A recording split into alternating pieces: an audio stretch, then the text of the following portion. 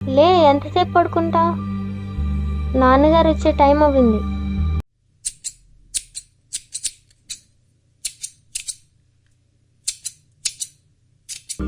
లేదమ్మా, నాన్న ఎవరికో తల కటింగ్ చేస్తున్నారు. రావటానికి ఇంకా చాలా టైం పడుతుంది. నేను ఇంకొంచెం పడుకుంటాను. నువ్వు చెప్పిన మాట వినవు కదా. సరే, నాన్నగారు దగ్గరికి వచ్చిన తర్వాత చెప్పు.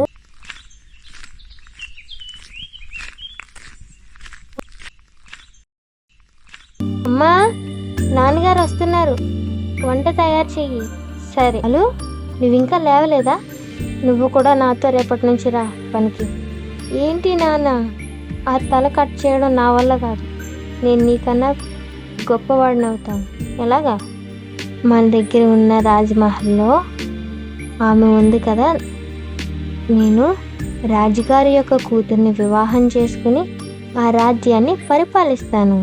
బుర్ర తక్కువ మాటలు మాట్లాడు. నేను ఇంతలా కష్టపడుతూ ఉంటే నువ్వు కలలు కంటున్నావా? కలలు? అసలు నీకు మాట్లాడే అధికారమే లేదు. నువ్వు నన్ను ఇంత మాట అంటావా? నేను ఇంటి దగ్గరే ఉండను, నేను వెళ్ళిపోతున్నాను. బాలు, ఏంటి నాన్న అలా అంటావు? లేదమ్మా, నేను వెళ్తున్నాను. బాలు, విను నా మాట. బాలు,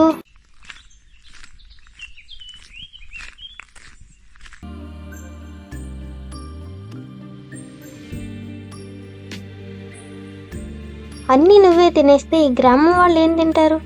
నాకు చాలా ఆకలిగా ఉంటుంది. ఎప్పుడు నా పొట్టే నిండదు. అందుకే నేను అన్నీ తినేస్తాను. నువ్వే తింటే మిగిలిన వాళ్ళకి ఏం తింటారు? ఇవన్నీ కాదు కానీ రాజమహల్లో చాలా భోజనం పెడతారు. పద నాతో.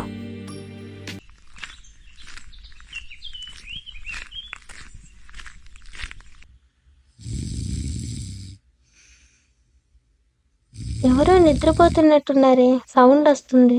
పద చూద్దాం.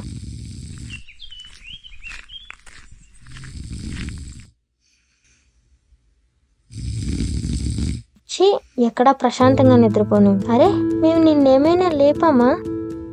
యాకు చూడు, ఇంత సౌండ్ చేస్తూ పైనుంచి పడితే నిద్ర ఎలా వస్తుంది? ఏ చిన్న సౌండ్ వచ్చినా సరే నాకు తెలిసిపోతుంది వెంట. అరే, అద్భుతమైన కల ఉంది నీ దగ్గర. సరే, రాజుగారి భవనం వద్దకు రా, అక్కడ ప్రశాంతంగా నిద్రపోతుంది కానీ. ఎవరు మీరు? రాజుగారు, వీళ్ళిద్దరికి తినటానికి నిద్రపోవటానికి మంచి ప్లేస్ని ఇవ్వండి. నేను మీ కూతుర్ని వివాహం చేసుకోవాలనుకుంటున్నాను. ఏంటి? నువ్వు వివాహం చేసుకోవడం ఏంటి? ఎవరితో మాట్లాడుతున్నావు? నేను ఒక గొప్ప వ్యక్తికి ఇచ్చి వివాహం చేయాలి అనుకుంటున్నాను. నేను ఒక గొప్ప వ్యక్తినే ప్రభు. మా ముగ్గురు వద్ద అద్భుతమైన శక్తులున్నాయి. అవును రాజుగారు, నేను చాలా ఎక్కువ తింటాను. ఎంత ఎక్కువ అంటే నా పొట్ట ఎప్పటికీ నిండదు. నాకు నిద్ర అంటే చాలా ఇష్టం రాజుగారు. అందుకని ఏ చిన్న సౌండ్ వచ్చినా సరే నాకు వెంటనే మెలకు వచ్చేస్తుంది. నేను దూరం నుంచి ఏ సౌండ్నైనా సరే వినగలను. మా ముగ్గురు వద్ద అద్భుతమైన శక్తులు ఉన్నాయి. ఈ మూడింటిలో ఏ ఒక్కటి జరగకపోయినా సరే మీరు మీ కూతురిని ఇవ్వవద్దు. ఈ మూడు జరిగితే ఖచ్చితంగా నీ కూతురిని ఇచ్చి నాతో వివాహం చేయించాలి. తప్పకుండా చేస్తాను.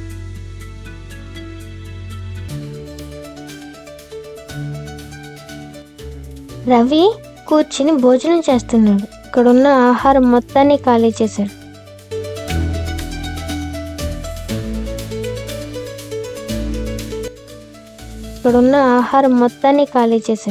రాజు, ఆహారం తెచ్చండి, వెంటనే తినేస్తా. రాజు, తీసుకురండి. రాజుగారు, మన భవనంలో ఉన్న ఆహారం మొత్తం ఖాళీ అయిపోయింది. మన వద్ద ఏమీ లేదు. నేను చెప్పాను కదా రాజుగారు, ఇతను మొత్తం తినేస్తాడు అని. వెళ్ళి నిద్రపోవడానికి ఏర్పాట్లు చేయి. ఇది చాలా చక్కగా ఉంది. నువ్వు దీని మీద ప్రశాంతంగా నిద్రపోవచ్చు.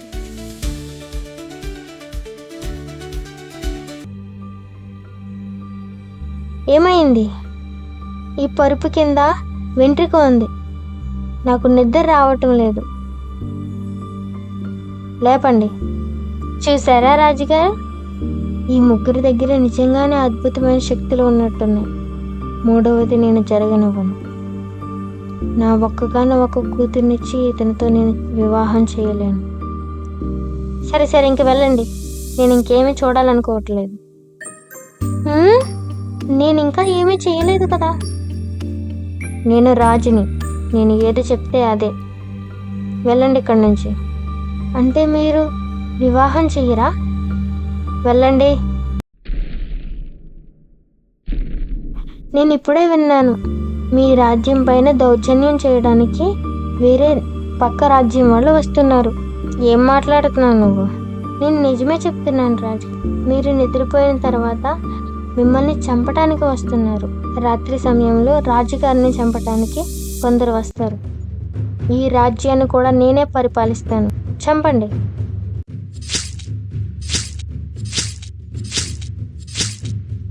ఇంతలోపు రాజుగారు వస్తారు. రాజుగారు, క్షమించండి రాజుగారు, వీళ్ళని తీసుకెళ్లి బంధించండి.